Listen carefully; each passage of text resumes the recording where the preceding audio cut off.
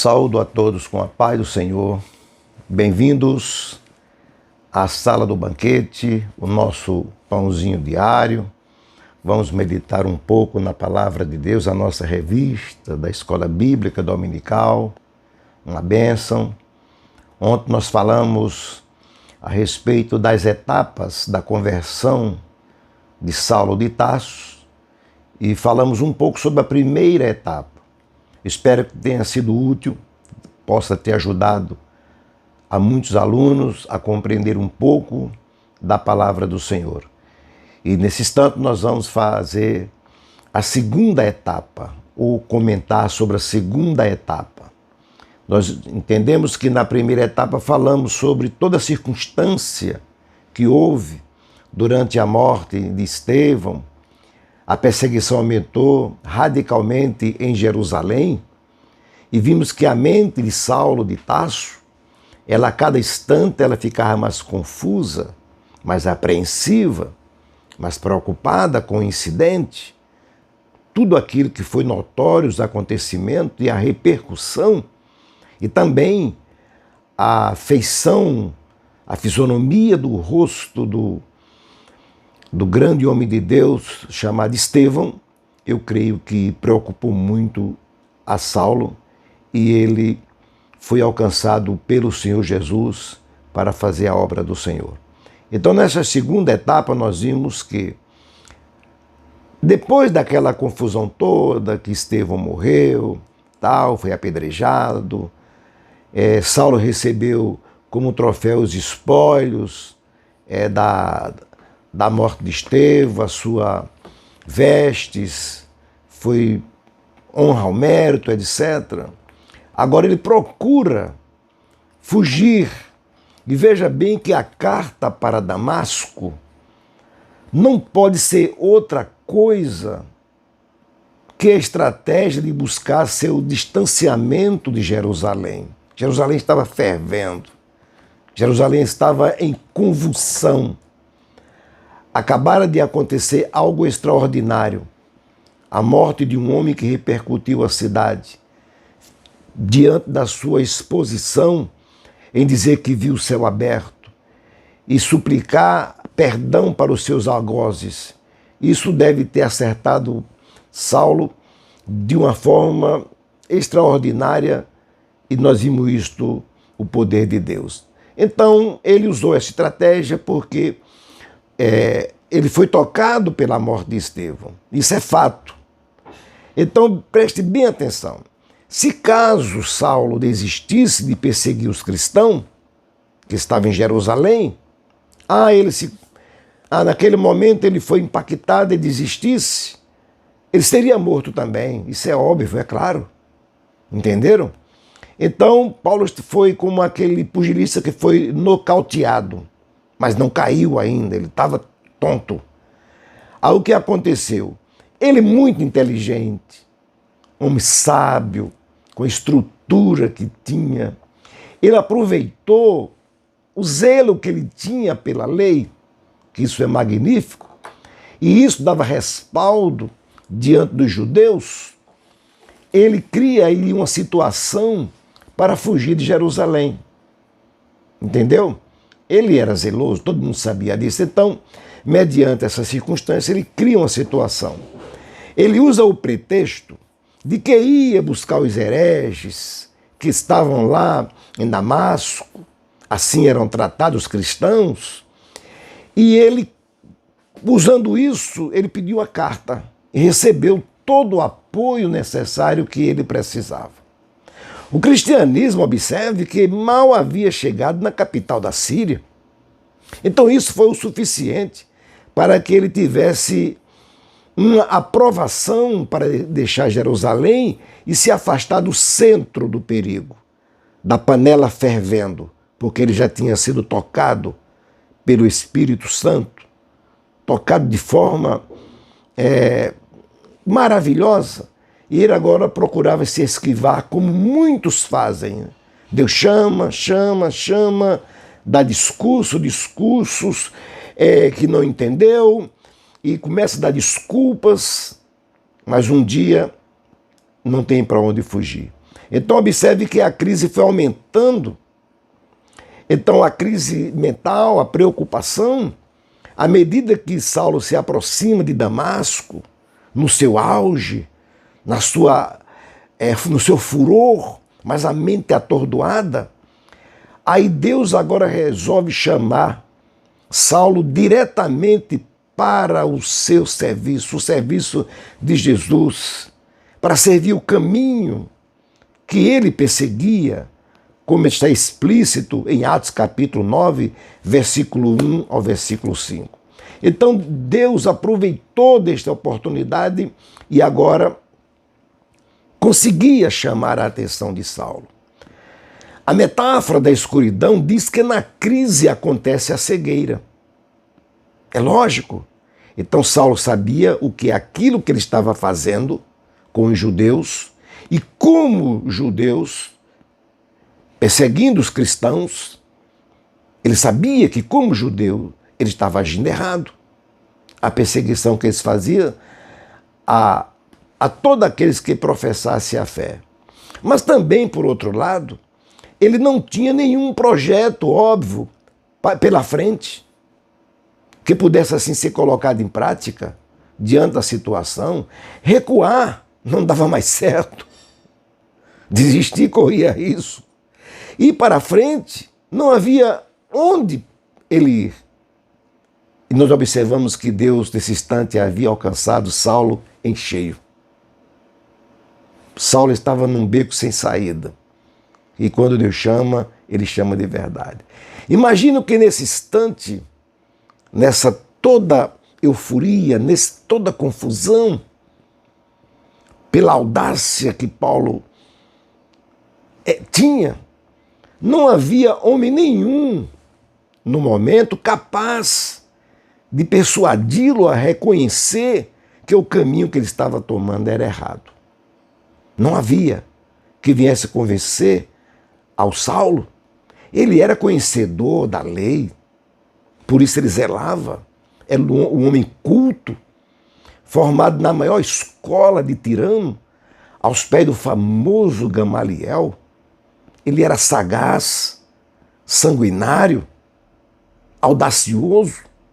Agora eu pergunto a vocês, quem estaria pronto para enfrentar Saulo? Qual dos discípulos estaria pronto para enfrentar Saulo, salvo se o Espírito de Deus não o enviasse? Então preste bem atenção, é como quem diz assim, a gente faz uma contextualização bem distante, mas para trazer a memória e a apreensão, quando a besta, vai dizer quem está pronto, está preparado para lutar com a besta. Comigo, o anticristo falando. Quem é que possa me vencer?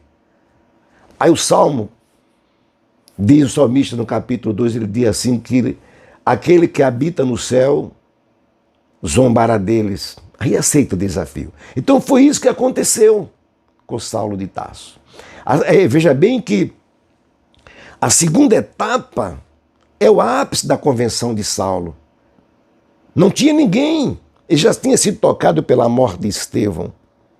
Agora ele estava procurando se esquivar, fugir para Damasco, usando o pretexto que ia prender mais cristãos. Não tinha ninguém que fosse ao encontro dele e dissesse, Saulo, você está errado. Quem? É como que Jesus, isso aí é grifo meu. É como que Jesus dissesse, eu mesmo vou me encontrar com ele. E foi o que aconteceu. Na hora que ele ia se aproximando da cidade, o pânico, as interrogações entre a carta que dava liberdade, a prisão dos cristãos e a morte de Estevão e a chamada. Então veja que Jesus não trabalha no escuro. Raiou a luz. Jesus é a luz do mundo. E quando a luz raiou, Saulo de repente cai por terra. Em Atos capítulo 9, versículo 1 a 5, ele caiu por terra. Consciente. Tá? Ele tombou. Ele perdeu. Porque mesmo Jesus um dia, usando uma metáfora, ele falou uma parábola dizendo que ninguém consegue saquear uma casa sem primeiro manietar o valente. E Saulo de Tarso agora, toda a sua técnica teológica, judaica, farisaica, Deus o havia prendido através de Jesus. Se Saulo, neste momento, ele pudesse entender. Aí, nesse momento que ele cai por terra, ele ouve uma voz chamando o seu nome. É incrível. Ele estava lúcido. Caiu cego, mas estava lúcido. E aquela voz chamou com autoridade.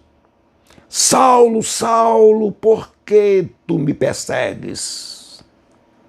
Saulo, ainda na dúvida, naquela encruzilhada, ainda arrogante, ele não respondeu por humildade, nem fez esta pergunta. Quem és, Senhor? Ele fez como que se fizesse em pé de igualdade para outra pessoa. Quem és, Senhor? Mas ele já tinha caído. Deus já tinha segurado Saulo. Aí agora eu me lembro daquela passagem que Elias estava lá na caverna fugindo de Jezabel e Deus mandou o vento, mandou o terremoto, mandou o fogo, nada. Mas a voz branda e suave, quando ele disse, o que faz aqui, Elias? Aqui é lugar de profeta. Se Jesus falou com ele, Saulo, Saulo, por que tu me persegues? E ele respondeu no mesmo nível, quem és tu, Senhor? Ou quem és, Senhor? Aí Jesus agora falou com aquela voz mansa, suave, que quebranta, que leva o homem a reconhecer. E ele falou com aquela voz bem clara, meiga. Eu sou Jesus, a quem tu persegues. Eu imagino que naquela hora, Saulo mais uma vez se desarma. Definitivamente agora ele se desarma. Nesta segunda etapa da sua conversão, desse encontro pessoal com Jesus. E agora Jesus dá o veredito final, ou para ele seguir. Disse, duro é para você, Saulo, recalcitrar contra os aguilhões, resistir. Você não vai à frente, você não tem para onde correr. E agora Saulo dominado, quebrantado, vencido. A metade da convenção agora estava se concretizando, conscientizando, restabelecendo as suas forças, as suas convicções. Ele agora pergunta com a voz muito meiga. Ele não disse, quem és, Senhor? Mas ele disse, pergunta para Jesus, o que queres que eu faça? Como quem diz, eu estou aqui. Quando o homem se converte, ele se desarma e ele se entrega aos pés de Jesus, numa forma de uma vida consagrada. Agora Jesus conduz ele até um discípulo por nome de Ananias. Quando Ananias soube que quando Jesus falou para Ananias que Ananias devia cuidar de Saulo, Ananias disse, Senhor, era notório a fama de Saulo. Era notório o que ele vinha fazendo. Ananias disse, esse homem que veio matando, massacrando, perseguindo. Mas Jesus falou para Ananias também de uma forma enfática. Disse, vai, Ananias, vai. Porque ele é para mim um vaso escolhido, vai. E Ananias, com aquela sua segurança, convicto, ele foi ao encontro de Saulo e assim dá o prosseguimento no processo de Saulo na sua segunda etapa da sua conversão. Veja, assim que os judeus de Damasco passaram a saber do seu ato traidor, porque para os judeus de Damasco, o incidente que aconteceu no caminho causou aquela dúvida. Ele disse, agora o homem que defendia a lei, defendia a gente, era fiel a Moisés, agora está para o outro lado, o que aconteceu? Preste bem atenção que a salvação, a conversão não se dá instantânea. A vida de Saulo estava correndo risco, perigo. Eles resolveram tirar-lhe a vida de Saulo a qualquer custo. Ele nos traiu, ele tem que morrer. Os discípulos precisaram fazer o quê? Fazer uma aventura singular e muito perigosa. E de noite, às escondidas, colocaram Saulo num cesto e o desceram pela muralha para que fugisse da morte dos perseguidores. Antes ele perseguia e agora ele estava sendo perseguido, dando ênfase, dando cumprimento à palavra de Jesus, que disse: ele saberá quanto vai sofrer. Então é assim que Jesus nos escolhe. Nós encontramos no capítulo 9 de Atos dos Apóstolos todo esse incidente. Esta segunda etapa foi a causa principal da conversão de Saulo. A cada dia que se passava, a convicção dele aumentava e confirmava cada dia sua chamada. Cada dia se fortalecia. E por isso, precisamos entender que a conversão de um homem não se dá instantaneamente. Ela se dá de forma progressiva. Então, eu espero que tenha sido útil para todos vocês. Não esqueça de deixar o seu like. Eu estou sentindo falta do seu like. Fortaleça este canal. Compartilhe, se inscreva, comente, que o objetivo é auxiliar aqueles que amam a santa e gloriosa palavra do Senhor. E se Deus nos permitir, amanhã nós comentaremos a terceira etapa da conversão de Saulo. Um abraço e até a próxima, em nome de Jesus, porque o Senhor é contigo, o Senhor é com a sua família, o Senhor é com você, abençoando e dando vitória em tudo, no nome de Jesus. Amém.